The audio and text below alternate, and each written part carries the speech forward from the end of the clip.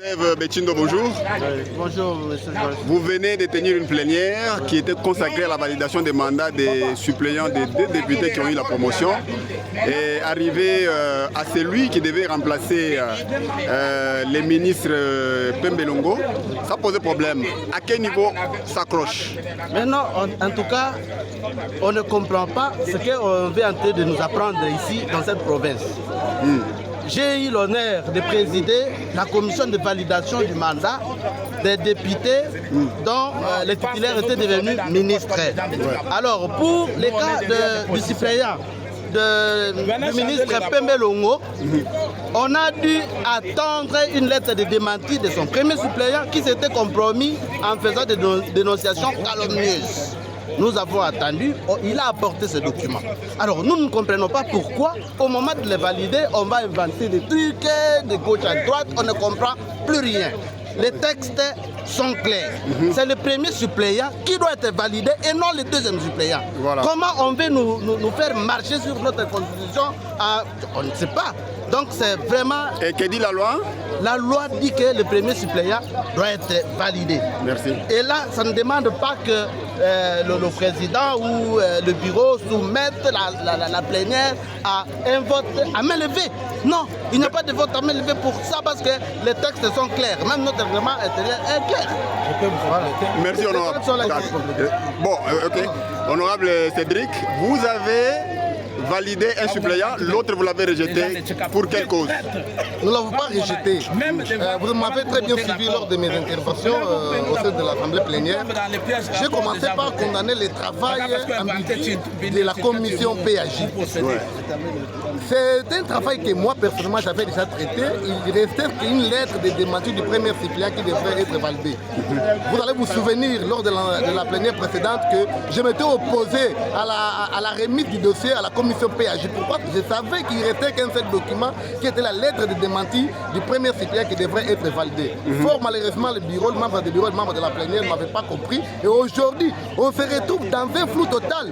Au lieu de procéder directement à ce qui restait comme travail, on soumet un dossier au vote. Mais s'il faut nous soumettre un dossier au vote, il y a une commission qui a travaillé. Quel a été le travail de cette commission? La commission nous a laissé dans un moment flou pour ne pas nous donner des éclaircissements clairs. Et les rapports, vous l'avez validé? Dans les rapports, bien sûr qu'il y avait déjà la majorité des députés. Dans les rapports, la commission dit ceci, il faudrait procéder par la validation du premier suppléant. La même commission, à la conclusion, se remet à l'Assemblée plénière de décider, alors que c'est la commission qui devrait conclure, donner les deux noms des suppléants qui devraient être validés. Voilà pourquoi vous avez vu tous ces désordres qui est survenu au sein de l'Assemblée. Nous pensons que les bureaux devraient jouer à la sagesse de procéder à la validation du premier suppléant et on pouvait bien conclure les choses. Merci. Merci, honorable. Honorable Jean-Calvin Minga, c'est vous qui avez soulevé cette motion de procédure et vous l'avez même dénommée motion d'ordre légal. Qu'est-ce qui fait que vous, les honorables députés, vous puissiez marcher sur la loi qui prévoit que les premiers suppléants devaient automatiquement être validés à la place du deuxième?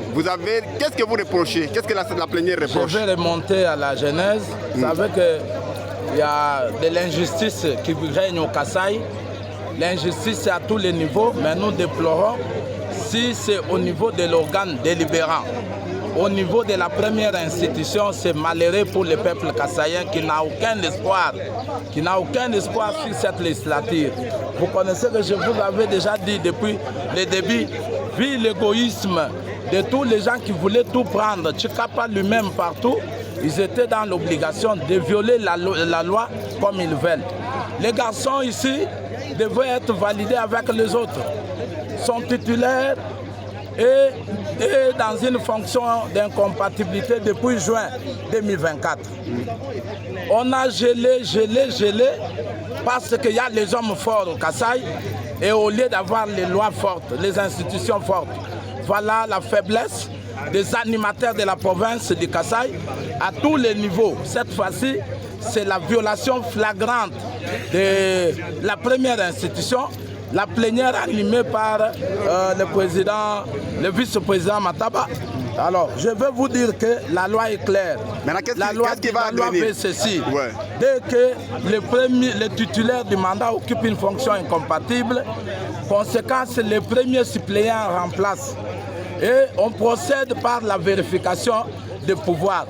La vérification des mandats se fait par une commission. Le PAJ vérifie et il amène. La plénière analyse les rapports. Mais ça a été le fait. rapport a été analysé et approuvé. Et dès lors que le rapport est approuvé, le collègue Ngenche est désormais député parce qu'on a vérifié que son dossier était compatible. Je vous dis ceci, nous sommes dans le principe de la séparation des pouvoirs. C'est la CENI qui constate les irrégularités dans les dossiers de chacun. Nous, on vérifie exactement. C'est notre commission technique, PAJ, qui vérifie. Le rapport est venu, il a dit qu'il estime qu'on puisse valider. On a évoqué la lettre de la DTC dans les dossiers qui disait révoquer les collègues qui étaient en procédure d'être validés depuis juin, dont les dossiers étaient déjà pris en charge par l'organe délibérant. Et au mois de mars, on vient nous dire qu'il a été révoqué de la DTC. Maintenant, la confusion, c'est que la DTC n'a pas de députés. Les députés dont il est question est de ANC ou quoi là. Donc, à Barcé, et n'est pas de la DTC. C'est le même cas que nous avons connu ici, quand on a sollicité la révocation de Mme Nkuna. Nous nous sommes retrouvés dans l'obligation que ma part qui avait écrit n'avait pas qualité. Il en est de même. La plénière a rejeté parce que le rapport a été approuvé. Juridiquement parlant, le collègue est validé. Il est député au même titre que nous tous. Mais on a levé la séance, s'il n'est pas validé. On a levé la séance. Qu'est-ce qui va devenir? Qu'est-ce qui va devenir? Généralement, je suis ancien député depuis la législature passée. Chaque fois quand on a déjà vérifié les mandats par les rapports de la commission PAJ, il n'y a jamais eu question de vote.